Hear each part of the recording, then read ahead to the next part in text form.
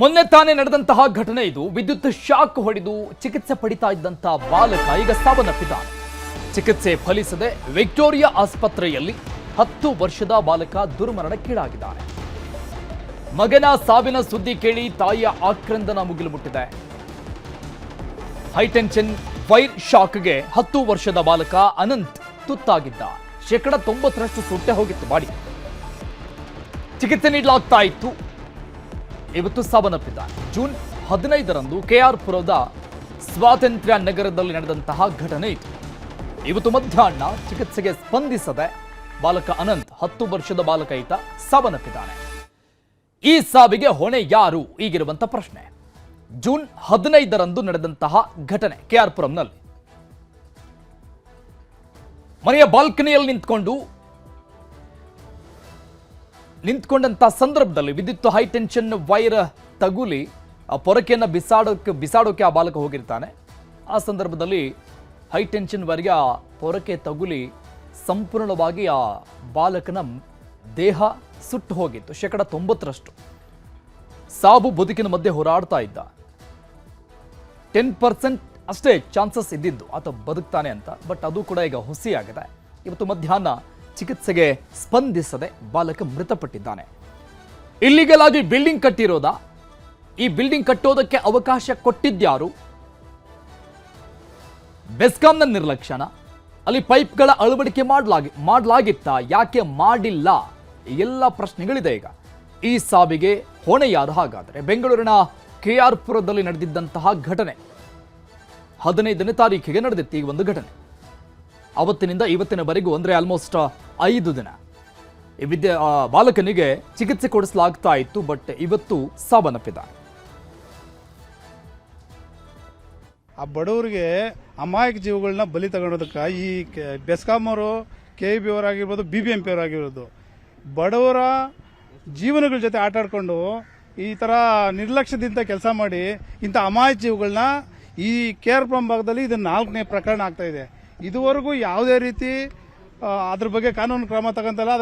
ಅದಕ್ಕೆ ಬೇಕಾಗಿದ್ದಂತಹ ಹೆಲ್ಪ್ಗಳು ಕೂಡ ಮಾಡ್ತಾ ಇಲ್ಲ. ಅಲ್ಲಿ ಏನೋ ಇವಾಗ ಯಾರಿಗಾದ್ರೂ ಏನೋ ಪ್ರಾಬ್ಲಮ್ ಆಗ್ತದೆ ಅಂದ್ರೆ ಇವಾಗ 4ನೇ ಸಾವು ಆಗಿದೆ. ಆ ಸಾವಿಗೆ ಇನ್ನು ಮುಂದೆ ಸಾವು ಆಗಬಾರ್ದು ಅಂತ ಹೇಳ್ಬಿಟ್ಟು ಅದ್ರ ಬಗ್ಗೆ ಜಾಗೃತಿ ಮೂಡಿಸ್ತಾನೆ ಇಲ್ಲ. ಅದಕ್ಕೆ ಸೇಫ್ಟಿನೂ ಮಾಡ್ದಲ್ಲ. ಬೆಸ್ಕಾಂ ಅವರಾಗಿರ್ಬೋದು, BBMP ಅವರಾಗಿರ್ಬೋದು, ಕಣ್ಣು ಮುಚ್ಕೊಂಡು ಅಮಾಯಕರ ಜೀವಗಳ ಜೊತೆ ಆಟ ಆಡ್ತಾ ಇದ್ದಾರೆ. ಸರ್, ಇನ್ಸಿಡೆಂಟ್ ಆದ್ಮೇಲೆ ಇದುವರೆಗೂ ನಾನೇ KEB AWಗೆ ಮಾತಾಡ್ತೀನಿ, ಎಕ್ಸಿಕ್ಯೂಟಿವ್ ಇಂಜಿನಿಯರ್ಗೆ ಮಾತಾಡ್ತೀನಿ, ಅಲ್ಲೋಗಿ ಜಗಳ ಮಾಡ್ತೀನಿ. ಇದುವರೆಗೂ ಬಂದು ಯಾರೂ ನೋಡಿಲ್ಲ. ಇನ್ಸಿಡೆಂಟ್ ಆಗಿದ್ದು ಮಾರನೇ ದಿವಸ ನೆಕ್ಸ್ಟ್ ಡೇ ಬಂದ್ಬಿಟ್ಟು ಅಲ್ಲಿ ಬಿಲ್ಡಿಂಗ್ ಹತ್ರ ಬಂದು ಓಡಾಡ್ಕೊಂಡು ಏನೋ ಪೆನ್ನು ಪೇಪರ್ ಹಿಡ್ಕೊಂಡು ಅವ್ರ ಟೀಮ್ ಬಂದು ಓಡಾಡ್ತಾ ನಾನೇ ಹೋಗಿ ಪ್ರಶ್ನೆ ಮಾಡಿದೇನ್ರಿ, ನಿನ್ನೆ ಆಗಿದ್ದು ಇದುವರೆಗೂ ಯಾವುದೇ ಈಗ ಒಂದು ಬಡ ಜೀವ ನಿಮ್ಮ ನಿರ್ಲಕ್ಷ್ಯ ತಂದಿನ ಹೋಗಿದೆ ಅಂದಿದ ತಕ್ಷಣ ಅಲ್ಲಿಂದ ಕಾಲು ಕೀಳ್ತಾರೆ. ನಮ್ಮ ನೋಡಿದ ತಕ್ಷಣ ಕಾಲು ಕೀಳ್ತಾರೆ. ಇದುವರೆಗೂ ಯಾರು ಅಷ್ಟೇ ಸರ್, ಇದುವರೆಗೂ ಇಲ್ಲಿ ಬಂದು ಪ್ರಶ್ನೆ ಮಾಡಿಲ್ಲ ಸರ್. ಇದುವರೆಗೂ ನೋಡೂ ಇಲ್ಲ. ಮಗುನ ಹೆಂಗಾಗಿದೆ ಅದನ್ನ ನೋಡ್ದಿರೋನೇ ನಿರ್ಲಕ್ಷ್ಯತೆಯಿಂದ ವರ್ತನೆ ಮಾಡ್ತಾ ಇದ್ದಾರೆ ಸರ್. ಈ ಬಗ್ಗೆ ಇನ್ನಷ್ಟು ಡೀಟೇಲ್ಸ್ ಕೊಡ್ತಾರೆ ನಮ್ಮ ಪ್ರತಿನಿಧಿ ಗಂಗಾಧರ್. ಲೈವ್ ನಲ್ಲಿ ಜಾಯ್ನ್ ಆಗ್ತಾ ಇದ್ದಾರೆ. ಗಂಗಾಧರ್, ಈ ಪ್ರಕರಣ ನಡೆದಂತ ದಿನಾನೇ ಅಲ್ಲಿ ಸ್ಥಳೀಯರು ಅಂದ್ರೆ ಪ್ರತ್ಯಕ್ಷದರ್ಶಿಗಳು ಕೊಟ್ಟಂತ ಮಾಹಿತಿ ಆಲ್ಮೋಸ್ಟ್ 90% ಆ ಬಾಲಕನ ದೇಹ ಸುಟ್ಟೋಗಿತ್ತು ಅನ್ನುವಂಥದ್ದು. ತುಂಬಾ ಕ್ರಿಟಿಕಲ್ ಕಂಡೀಷನ್ ಇತ್ತು. ಈ ಸಾವಿಗೆ ಹೊಣೆ ಯಾರು ಅನ್ನುವಂಥ ಸಹಜ ಪ್ರಶ್ನೆ ಈಗಿರುವಂಥದ್ದು. ಬೆಸ್ಕಾಂ ಹೊತ್ಕೊಳ್ಳುತ್ತಾ, BBMP ಹೊತ್ಕೊಳ್ಳುತ್ತಾ, ಅಥವಾ ಇಲ್ಲಿಗಲ್ ಆಗಿ ಬಿಲ್ಡಿಂಗ್ ಕಟ್ಟಿರುವಂತ ಮಾಲೀಕನೇ ಕಾರಣನ? ಯಾರು ಹೊಣೆ ಹೊತ್ಕೊಳ್ತಾರೆ ಇದನ್ನ? ಅರುಣ್, ನಿಜವಾಗಿಯೂ ಕೂಡ ಬೆಂಗಳೂರಿನಲ್ಲಿ ಇದೇ ಮೊದಲಲ್ಲ, ಹಿಂದೆ ಕೂಡ ಸಾಕಷ್ಟು ಬಾರಿ ಈ ರೀತಿಯ ಘಟನೆಗಳು ನಡೆದಿದೆ. ಈ ಬೆಸ್ಕಾಂ ಅಧಿಕಾರಿಗಳ ನಿರ್ಲಕ್ಷ್ಯಕ್ಕೆ ಸಾವು ನೋವುಗಳಾಗಿರುವಂತದ್ದು. ಆದ್ರೆ ಸೋಮವಾರ ಸಂಜೆ ಈ ಒಂದು ಘಟನೆ ನಡೆಯುತ್ತೆ. ಇವತ್ತು ಆ ಬಾಲಕ ಚಿಕಿತ್ಸೆ ಫಲಕಾರಿಯಾಗಿದೆ. ವಿಕ್ಟೋರಿಯಾ ಆಸ್ಪತ್ರೆಯ ಬರ್ನ್ವಾಡೆಯಲ್ಲಿ ಮೃತಪಟ್ಟಿರುವಂತದ್ದು ನಿಜಕ್ಕೂ ಕೂಡ ಅವರ ಕುಟುಂಬಸ್ಥರ ನಿಜಕ್ಕೂ ನೋವು ತರುತ್ತೆ. ಅವರ ಕುಟುಂಬಸ್ಥರ ಆಕ್ರಂದನ ಮುಗಿಲು ಬಿಟ್ಟಿರುವಂತದ್ದು. ಅವರ ತಾಯಿ ಎಲ್ಲರೂ ಕೂಡ ಕುಟುಂಬಸ್ಥರೆಲ್ಲರೂ ಕೂಡ ಗೋಳಾಡ್ತಾ ಇರುವಂತದ್ದು. ಎಲ್ಲರೂ ಕೂಡ ಒಂದು ಜೀವನ ರೂಪಿಸ್ಕೊಳ್ಬೇಕು ಅಂತ ನೇಪಾಳದಿಂದ ಅವರ ಫ್ಯಾಮಿಲಿ ಬಂದಿತ್ತು. ಈ ಬಾಲಕ 10 ವರ್ಷದ ಬಾಲಕ ಅನಂತ್ ಅಂತ ಏನಿದ್ದಾನೆ, ಆ ಮೂಲಕ ಅಂದ್ರೆ ಈ ತಾಯಿ ಮತ್ತೆ ಅವರು ಬಾಡಿಗೆ ಮನೆಯಲ್ಲಿ ವಾಸವಾಗಿದಂಥದ್ದು.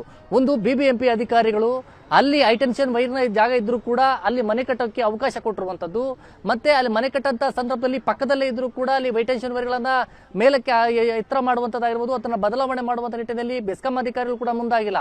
ಇಷ್ಟೆಲ್ಲಾ ಘಟನೆ ಆದ್ರೂ ಕೂಡ ಬೆಸ್ಕಾಂ ಅಧಿಕಾರಿಗಳು ಯಾರೊಬ್ಬರು ಕೂಡ ಬಂದಿಲ್ಲ ಅನ್ನೋ ನಿಟ್ಟಿನಲ್ಲಿ ಅಲ್ಲಿ ಸ್ಥಳೀಯರೆಲ್ಲರೂ ಕೂಡ ಆರೋಪವನ್ನ ಕೂಡ ಮಾಡ್ತಾ ಇರುವಂತದ್ದು, ಮತ್ತೆ ಆಕ್ರೋಶವನ್ನ ಕೂಡ ವ್ಯಕ್ತಪಡಿಸ್ತಾ ಇದ್ದಾರೆ. ಇದಲ್ಲದೆ ಈ ಒಂದು ಮೃತದೇಹವನ್ನ ಅಲ್ಲಿ ಬೆಸ್ಕಾಂ ಕಚೇರಿ ಮುಂದಿಟ್ಕೊಂಡು ಪ್ರತಿಭಟನೆ ಮಾಡ್ತೇವೆ, ನಮಗೆ ನ್ಯಾಯ ಸಿಗಬೇಕು ಅನ್ನೋ ನಿಟ್ಟಿನಲ್ಲಿ ಸ್ಥಳೀಯರು ಕೂಡ ಆಗ್ರಹವನ್ನು ವ್ಯಕ್ತಪಡಿಸ್ತಾ ಇರುವಂತದ್ದು. ಜೊತೆಯಲ್ಲಿ ಅವತ್ತಿನ ದಿನದಿಂದಲೂ ಕೂಡ ಇಲ್ಲಿ ಅವರಿಗೆ ಒಂದು ಸಹಾಯದ ರೂಪದಲ್ಲಿ ಜೊತೆಯಾಗಿದ್ಕೊಂಡಿರುವಂತದ್ದು ಅವರ ಜೊತೆಯಲ್ಲಿದ್ದಾರೆ ಸ್ಥಳೀಯರು. ಅವರು ಕೂಡ ಕೇರ್ ಫ್ರಮ್ನ ಸ್ಥಳೀಯರು, ಅವರನ್ನೇ ಮಾತಾಡಿಸ್ತೇನೆ. ಸರ್, ಆ ಒಂದು ಇನ್ಸಿಡೆಂಟ್ ಆಗುತ್ತೆ ಬೆಸ್ಕಾಂ ಅಧಿಕಾರಿಗಳ ನಿರ್ಲಕ್ಷ್ಯಕ್ಕೆ, ಅವತ್ತಿನಿಂದ ಇವತ್ತಿನವರೆಗೂ ಯಾರೊಬ್ಬರು ಅಧಿಕಾರಿಗಳು ಬಂದು ಇವತ್ತು ಸಾವಾಗಿರುವಂತದ್ದು, ಯಾರೊಬ್ಬರಾದ್ರೂ ಬಂದು ಸಂಪರ್ಕ ಮಾಡಿದ್ರೆ ಏನಂತ? ಸರ್, ಇದುವರೆಗೂ ಯಾರೂ ಬಂದಿಲ್ಲ. ನಾವು ಹೋಗಿ ನಮ್ಮ ಸಂಘಟನೆಯಿಂದ ಜಗಳನ ಮಾಡ್ತೀರಿ, ಅಲ್ಲಿರೋಂಥ ಸ್ಥಳೀಯರು ಎಲ್ಲರೂ ಲೇಡೀಸ್ ಎಲ್ಲ ಹೋಗಿ ಜಗಳ ಮಾಡ್ತೀರಿ. ಏನಪ್ಪ ಇದು 3ನೇ ಘಟನೆ ನಡೀತಾ ಇದೆ, ಸೇಮ್ ಲೈನು ಸೇಮ್ 3ನೇ ಘಟನೆ ನಡೀತಾ ಇದೆ. ಇನ್ನೂ ಎಷ್ಟು ಜನಗಳು ಸತ್ತೋಗ್ತಾರೋ ಗೊತ್ತಿಲ್ಲ. ದಯವಿಟ್ಟು ಇದ್ರ ಬಗ್ಗೆ ನೀವು ಜಾಗೃತಿ ಮೂಡಿಸ್ಬೇಕು, ಅಲ್ಲಿರೋಂಥದ್ದನ್ನೆಲ್ಲ ಸೇಫ್ಟಿ ಮಾಡಬೇಕು ಅಂತ ಹೇಳ್ತೀರಿ. ಬಟ್ ಯಾವುದೇ ರೀತಿ ಇದುವರೆಗೂ ಅಧಿಕಾರಿ ಬಂದಿಲ್ಲ ಸರ್. ಅವ್ರ ನಿರ್ಲಕ್ಷ್ಯತೆಯಿಂದನೇ ಅಮಾಯಕ ಪ್ರಾಣಿಗಳ ಜೊತೆ ಆಟ ಆಡ್ಕೊಂಡು ಅವ್ರು ಕೆಲಸ ಮಾಡ್ತಾ ಇದ್ದಾರೆ ಸರ್. ಅಲ್ಲಿ ಈಗ ನಾವೇನಾದರೂ ಬಾಡಿ ಕೊಟ್ಟರೆ KB ಆಫೀಸ್ ಮುಂದ್ಗಡೆ ಇಟ್ಟು ಧರಣಿ ಮಾಡ್ಬೇಕು ಅಂತ ಹೇಳ್ಬಿಟ್ಟು ಸ್ಥಳೀಯರೆಲ್ಲನೂ ಇದು ಮಾಡ್ತಾ ಇದ್ದೀರಿ ಸರ್. ಅಷ್ಟೇ ಸರ್, ನಾನು ಹೇಳ್ಕೊಡ್ತೀನಿ. ಎಷ್ಟೊತ್ತು ಗೊತ್ತಾಯ್ತು ಅದೇ? ಯಾಕಂದ್ರೆ 90% ಅವತ್ತೇ ಬರ್ನ್ ಆಗಿದ್ದಂಥದ್ದು, ಇವತ್ತು ಮೃತಪಟ್ಟಿದ್ದಂತೆ ಎಷ್ಟೊತ್ತು ಗೊತ್ತಾಯ್ತು? ಅವರು ಡಾಕ್ಟರ್ಸ್ ಏನು ಹೇಳಿದ್ರು ನಿಮಗೆ? ಸರ್, ಈಗ 12ವರೆಗೆ ಡಿಕ್ಲೇರ್ ಮಾಡಿದ್ದಾರೆ. 12ವರೆಗೆ ಡಿಕ್ಲೇರ್ ಮಾಡಿದ್ರೆ ನೋಡಿ, ನಾವು KRPM ಇಂದ ಬರೋವರೆಗೂ ಇದುವರೆಗೂ ಲೋಕಲ್ ಸ್ಟೇಷನ್ಗೆ ಇಂಟಿಮೇಷನ್ ಹೋಗಿರಲ್ಲ. ಲೋಕಲ್ ಸ್ಟೇಷನ್ನಿಂದ ಬಂದು ಅವರು ರಿಪೋರ್ಟ್ ಮಾಡಿದ್ಮೇಲೆ, ಅವರು FIR ಮಾಡಿದ್ಮೇಲೆ ಪೋಸ್ಟ್ ಮಾರ್ಟಮ್ ಮಾಡ್ತಾರೆ, ಆಮೇಲೆ ಬಾಡಿ ಕೊಡ್ತಾರೆ ಅಂತ ಸರ್. ನಾವು ಬಾಡಿಗೋಸ್ಕರ ವೆಯ್ಟ್ ಮಾಡ್ತಾ ಇದ್ದೀರಿ. ನೀವು ಅಲ್ಲಿಂದ ಬಂದು ಆದಷ್ಟು ಬೇಗ ನಮಗೆ ಪೋಸ್ಟ್ ಮಾರ್ಟಮ್ ಮಾಡಿಕೊಡಿ ಅಂತ ಹೇಳ್ಬಿಟ್ಟು ಇವ್ರ ಹತ್ರ ಕೇಳ್ತಾ ಇದ್ದೀರಿ ಸರ್ ನಾವು. ಎಸ್ ಇದಿಷ್ಟು ಸ್ಥಳೀಯರ ಮಾತಾಡಿರುತ್ತದೆ ಅರುಣ್. ಪ್ರಮುಖವಾಗಿ ಅಂದ್ರೆ ಅಲ್ಲಿ ಅಟೆನ್ಷನ್ ಬೇರೆ ಇದೆ. ಅಲ್ಲಿಗೆ ಇವತ್ತೇ ಒಂದು ಘಟನೆ ಆಗಿರೋದಂತಲ್ಲ, 2-3 ಘಟನೆಗಳಾಗಿದೆ. ಇಷ್ಟಾದ್ರೂ ಕೂಡ ಅಲ್ಲಿನ ಬೆಸ್ಕಾಂ ಅಧಿಕಾರಿಗಳು ಎಚ್ಚೆತ್ಕೊಂಡಿಲ್ಲ. ಅಂದ್ರೆ ಒಬ್ಬರ ಮೇಲೆ ಒಬ್ಬರು ಹೇಳ್ಕೊಳ್ತಾ ಇದ್ದಾರೆ. ಅಂದ್ರೆ ಬೆಸ್ಕಾಂ ನಮ್ಗೆ ಸಂಬಂಧ ಪಡೋದಿಲ್ಲ, ಅಲ್ಲ ಪರ್ಮಿಷನ್ ಕೊಟ್ಟಿರುವಂತ BBMP ಮನೆಗಳು ಕಟ್ಟೋದಕ್ಕೆ ಅವ್ರು ಕಟ್ಕೊಂಡಿದ್ದಾರೆ ಅಂತೇಳಿ. ಆದ್ರೆ ಯಾರು ಕೂಡ ಜವಾಬ್ದಾರಿಯನ್ನ ಆ ಒಂದು ಸಾವಿನ ಹೊಣೆಯನ್ನು ಹೊರಕ್ಕೆ ಯಾರು ಕೂಡ ತಯಾರಿಲ್ಲ. ಹೀಗಾಗಿ ಸ್ಥಳೀಯ ವ್ಯಕ್ತಿಗಳು ಎಲ್ಲ ಅಲ್ಲಿರೋರಿದ್ದಾರೆ. ಆ ನಿಟ್ಟಿನಲ್ಲಿ ಈ ಬಗ್ಗೆ ಕ್ರಮ ಕೈಗೊಳ್ಳಬೇಕು ಅಂತೇಳಿ ಮೃತದೇಹವನ್ನ ಅಲ್ಲಿ ಬೆಸ್ಕಾಂ ಕಚೇರಿ ಮುಂದಿಟ್ಟು ಪ್ರತಿಭಟನೆ ಮಾಡಕ್ಕೆ ಮುಂದಾಗಿದ್ದಾರೆ. ಈಗ ಸದ್ಯ ಮೃತದೇಹವನ್ನ ಏನು ವಾರ್ಡ್ಗೆ, ಅಂದ್ರೆ ಏನು ಮರ್ಚರಿ ವಾರ್ಡ್ಗೆ ಶಿಫ್ಟ್ ಮಾಡಲಾಗಿದೆ. ಸಂಜೆ ವೇಳೆಗೆ ಅಥವಾ ನಾಳೆ ಬೆಳಿಗ್ಗೆ ಮರಣೋತ್ತರ ಪರೀಕ್ಷೆ ನಡೆಯುವಂತದ್ದು. ಸದ್ಯ ಇನ್ನಾದ್ರೂ ಅಧಿಕಾರಿಗಳು, ಸಂಬಂಧಪಟ್ಟಂತ ಇಲಾಖಾ ಸಚಿವರು ಈ ಬಗ್ಗೆ ಕ್ರಮ ಕೈಗೊಳ್ಳಬೇಕು. ಹೈಟೆನ್ಷನ್ ವೈರ್ ಆಗಿರ್ಬೋದು, ಮತ್ತೆ ರಸ್ತೆ ಬದಿಯಲ್ಲಿ ಸಿಕ್ಕಂತ ಒಂದು ವೈರ್ ಲೈನ್ ಅನ್ನು ಹಾಕಿರ್ತಾರೆ, ಅವೆಲ್ಲ ಕೂಡ ಬದಲಾವಣೆ ಮಾಡಿ ಸುರಕ್ಷೆಗಳನ್ನ ಒಳಗಿಸುವಂತ ಕೆಲಸವನ್ನ ಸಚಿವರು ಇನ್ನಾದ್ರೂ ಮಾಡ್ಲಿ ಅನ್ನೋದೇ ನಮ್ಮ ಆಶೆ ಆಗಿರುವಂತದ್ದು. ಅರುಣ್, ಓಕೆ ಗಂಗಾಧರ್, ಈಗ ಈ ಘಟನೆ ನಡೆದು 5 ದಿನ ಆಯ್ತು. ಇವತ್ತಿಗೆ ಯಾರು ಅಧಿಕಾರಿಗಳು ಅಂದ್ರೆ ಬೆಸ್ಕಾಂ ಅವರಾಗಿರಬಹುದು, BBMP ಅವರಾಗಿರಬಹುದು, ಯಾರು ಬಂದಿಲ್ಲ ಅಂತ ಕಾಣಿಸುತ್ತೆ. ಅವರ ನಿರ್ಲಕ್ಷ್ಯ ಏನಾದ್ರೂ ಭರವಸೆ ಆದ್ರೂ ಸಿಗ್ತಾ ಇದೆಯಾ ಮುಂದಿನ ದಿನಗಳಲ್ಲಿ? ಆಲ್ಮೋಸ್ಟ್ ಇನ್ನೊಂದು 2-3 ದಿನಗಳಲ್ಲಿ ಆ ಕಂಬವನ್ನ ದೂರಕ್ಕೆ ಹಾಕುವಂಥದ್ದು, ಸ್ಥಳಾಂತರ ಮಾಡುವಂಥದ್ದು ಏನಾದ್ರೂ ಆ ಬಗ್ಗೆ? ಅರುಣ್, ಖಂಡಿತವಾಗಿ ಅಂದ್ರೆ ಆ ಕಂಬ ಏನಿದೆ, ಆ ಕಂಬದ ಅಂದ್ರೆ ಅವತ್ತು ಇನ್ಸಿಡೆಂಟ್ ಆಗಿ ಮಾರನೇ ದಿನ ಅಂದ್ರೆ ಮಂಗಳವಾರ ಬೆಳಗ್ಗೆ ಅಲ್ಲಿ ಅಧಿಕಾರಿಗಳು ಹೋಗಿದ್ದಾರೆ. ಒಂದಿಬ್ಬರು ಅಧಿಕಾರಿ ಹೋಗಿ ಸುಮ್ಮನೆ ಅಲ್ಲೇನೋ ಒಂದು ವೆರಿಫೈ ಮಾಡೋ ರೀತಿಯಲ್ಲಿ ಹೋಗಿದ್ದಾರೆ. ಅನಂತರ ಪ್ರಶ್ನೆ ಮಾಡಿದಂತಹ ಸಂದರ್ಭದಲ್ಲಿ ಸ್ಥಳೀಯರು ಅಲ್ಲಿಂದ ನಮ್ಗೆ ಇದು ಸಂಬಂಧ ಪಡೋದಿಲ್ಲ ಅಂತ ಹೇಳಿ ಅಲ್ಲಿಂದ ಅವರು ಎಸ್ಕೇಪ್ ಆಗಿರುವಂತದ್ದು. ಕಳೆದ 4-5 ದಿನಗಳಿಂದಲೂ ಕೂಡ ವಿಕ್ಟೋರಿಯಾ ಬರ್ನ್ವಾರ್ಡ್ ಆಸ್ಪತ್ರೆಯಲ್ಲಿ ಚಿಕಿತ್ಸೆಯನ್ನ ಪಡಿತಾ ಇರುವಂತದ್ದು. ನೋಡಿ, ಅವರ ತಾಯಿ ನಿಜಕ್ಕೂ ಕೂಡ ಅವರ ಒಂದು ಕಣ್ಣೀರನ್ನ ಹಾಕ್ತಾ ಇರುವಂತದ್ದು, ಆಕ್ರೋಶವನ್ನ ವ್ಯಕ್ತಪಡಿಸ್ತಾ ಇದ್ದಾರೆ. ತುಂಬಾ ಅವರು ಕೂಡ ಈ ಒಂದು ವಿಚಾರ ತಿಳಿದು, ಮಗನ ಒಂದು ಸಾವಿನ ಒಂದು ವಿಚಾರ ಅಂತ ಹೇಳಿದು ಗೋಳಾಡ್ತಾ ಇರುವಂತದ್ದು. ಆದ್ರೆ ಅವರು ಭಾಷೆ ಬರೋದಿಲ್ಲ, ಮತ್ತೆ ಅವರು ನೇಪಾಳ ಮೂಲದಿಂದ ಬಂದು ಇಲ್ಲಿ ಮನೆ ಕೆಲಸಗಳನ್ನ ಮಾಡಿಕೊಂಡು ಒಂದು ಜೀವನವನ್ನು ರೂಪಿಸಿಕೊಳ್ಳೋ ಕೆಲಸವನ್ನ ಮಾಡಿದ್ರು. ಆದ್ರೆ ಆ ಬಾಲಕ ಮಾಡದಿರುವುದು ಪೊರಕೆಯನ್ನ ಹಾಕಕ್ಕೆ ಹೋದ ಸಂದರ್ಭದಲ್ಲಿ ಅಲ್ಲಿ ತಗಲಿ ಇಷ್ಟೊಂದೆಲ್ಲ ದೊಡ್ಡ ಅನಾಹುತ ಆಗಿರುವಂತದ್ದು. ಕೊನೆಗೆ ಆ ಬಾಲಕ ಕೂಡ ಸಾವನ್ನಪ್ಪುವಂತ ಒಂದು ಪರಿಸ್ಥಿತಿಗೆ ಬಂತು. ಈಗ ಅವರ ತಾಯಿ ಗೋಳಾಡ್ತಾ ಇದ್ದಾರೆ, ಅವರ ಸಂಬಂಧಿಕರೆಲ್ಲರೂ ಕೂಡ ಗೋಳಾಡ್ತಾ ಇರುವಂತದ್ದು. ಇಷ್ಟೆಲ್ಲ ಆದ್ರೂ ಕೂಡ ಪೊಲೀಸರಾಗಿರ್ಬೋದು, ಬೆಸ್ಕಾಂ ಅಧಿಕಾರಿಗಳಾಗಿರ್ಬೋದು, BBMP ಅಧಿಕಾರಿಗಳಾಗಿರ್ಬೋದು, ಸಂಬಂಧಪಟ್ಟಂತವ್ರು ಯಾರು ಕೂಡ ಅಂದ್ರೆ ಅವರ ಕುಟುಂಬಕ್ಕೆ ಏನಾದ್ರೂ ಒಂದು ಸಹಾಯ ಮಾಡ್ತೀವಿ, ಇನ್ ಮುಂದಾದ್ರೂ ಈ ರೀತಿ ಆಗೋದಿಲ್ಲ ಅನ್ನೋ ರೀತಿಯಲ್ಲಿ ಒಬ್ರು ಕೂಡ ಅದಕ್ಕೆ ರೆಸ್ಪಾನ್ಸ್ ಮಾಡ್ತಾ ಇಲ್ಲ. ಆದ್ರೆ ಇಂಥ ಒಂದು ಸಾವಿಗಳಿಗೆ ಯಾರು ಹೊಣೆ ಅನ್ನೋದ್ರ ಬಗ್ಗೆ ನಿಜಕ್ಕೂ ಕೂಡ ಪ್ರಶ್ನೆ ಮೂಡುತ್ತೆ. ಇನ್ನಾದ್ರೂ ಅಧಿಕಾರಿಗಳಿಗೆ ಸಂಬಂಧಪಟ್ಟಂತಹ ಸಚಿವರು ಬಿಸಿ ಮುಟ್ಟಿಸಬೇಕಾಗಿರುವಂತದ್ದು. ಅದಲ್ಲದೆ ಅಧಿಕಾರಿಗಳು ಎಚ್ಚೆತ್ತುಕೊಂಡು ಇಂತರ ಘಟನೆಗಳು ಮತ್ತೆ ಮರುಕಳಿಸದ ರೀತಿಯಲ್ಲಿ ಕೂಡ ಅವರು ಕ್ರಮ ಕೈಗೊಳ್ಳಬೇಕಾಗುತ್ತೆ. ಒಟ್ಟಲ್ಲಿ ಇನ್ನು ಇದುವರೆಗೂ ಕೂಡ ಯಾರೊಬ್ರು ಕೂಡ ಅಧಿಕಾರಿಗಳು ಬಂದಿಲ್ಲ. ಇನ್ನಾದ್ರೂ ಅಧಿಕಾರಿಗಳು ಬಂದು ಅವರ ಕುಟುಂಬಸ್ಥರಕ್ಕೆ ಯಾವ ರೀತಿಯಾಗಿ ಭರವಸೆಯನ್ನ ಕೊಡ್ತಾರೆ ಅಂತ ಕೂಡ ನೋಡ್ಬೇಕಾಗುತ್ತೆ. Arun, thank you Gangadhar ಡೀಟೇಲ್ಸ್ಗೆ.